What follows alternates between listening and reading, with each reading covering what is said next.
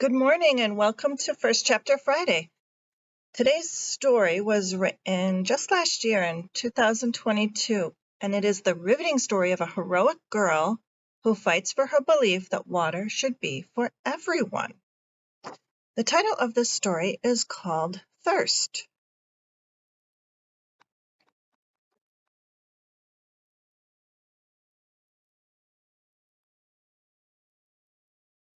Chapter 1. Sanjay and I sit on top of the hill and stare out at the huge, never-ending Arabian Sea. The salty breeze brings a little relief from the heat. It feels like the world is made of water from up here, I say. That there's enough of it for everyone, but I know there isn't. In the distance, the flyover bridge soars into the sky and snakes across the bay. Its lights twinkle and outshine the stars in the night sky. The Sea Link Bridge looks like an M, I say. It does, my brother says. M for Mumbai. M for me, Minnie, I say, and for monsoon. I hope this year we have a good one. Lately, the monsoon season comes later and later, which means less and less water. Although water surrounds my island city, most of the people I know are always struggling to get enough. We don't have running water in our house. We just have a tap outside that we share with our neighbors. Ma has to wake up at the crack of dawn to fill our buckets because the authorities only supply water for 2 hours every morning, and for an hour in the evening when the shortages are not too bad. The rest of the day the tap is dry. Every home has a big barrel outside the house to store collected water for the day. Remember when Ma and the other women draped our leaky old tap with a marigold garland as if it was a god they could charm with flowers? Sanjay says. I do remember, and we laugh, although it's sad to think it was probably a frustrating day when the water trickled rather than flowed. I look out at the ocean. Part of our view is blocked by billboards with glamorous Bollywood movie stars. Billboards that are larger than our house. The houses in our neighborhood are small and crammed on top of each other, but they do face the sea. Rich people who live in skyscrapers pay millions for the same ocean view. Last year, a charity helped paint our homes and fix our leaking tin roofs. Some said it was because the people whizzing past in their air-conditioned cars on the flyover bridge didn't want to see decaying, moldy slums. I chose yellow for our house. I helped to sand down the years of moss and mold from our old tin and concrete walls. Baba, Ma, Sanjay, and I dipped our brushes in yellow, and the first coat of paint was like a ray of bright sunshine getting rid of the darkness. My neighbors chose purple and blue and red and orange. Our street looks like a rainbow. Sanjay, I ask, will we have to worry about water when we are grown up? For a long moment he is silent. So I answer myself. No, we won't. I point at the cluster of tall buildings shimmering in the distance where Ma works in the afternoons. I say, one day we'll live in one of those tall, shiny buildings where water runs from taps. Okay, he says, and links his arm in mine, as if I'm predicting the future.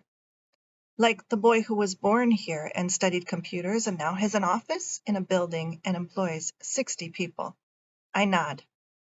Can you imagine, I say, that on top of some of those high-rise buildings they have a swimming pool full of water, enough for our whole neighborhood to bathe. How do you think they built a pool on top of a building? Wouldn't you love to see it? Sanjay laughs. You and your questions. Well, they are awfully lucky to have so much water to spare. Minnie, he says, I wish there was a way to make all this seawater drinkable. Then there'd be enough for all of us. There is a way, I say. Our teacher told us it's possible. She said it's called desalination, but it's expensive and you need a huge factory to strain the salt out. Look how smart you are, he says. You will live in a fancy building. You too, I say. Sanjay is 15, and after he graduated from 10th grade last year, he got a job in a restaurant. He dreams of being a chef, but for now, he does food prep.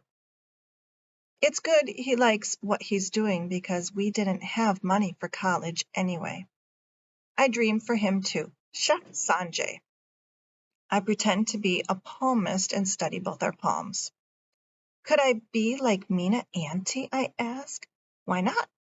Knowing you, you can do anything you set your mind on doing, he says. And plus, you're even named after Ma's sister. Like her, I will finish school and get a job, I wish aloud. Minnie Meow.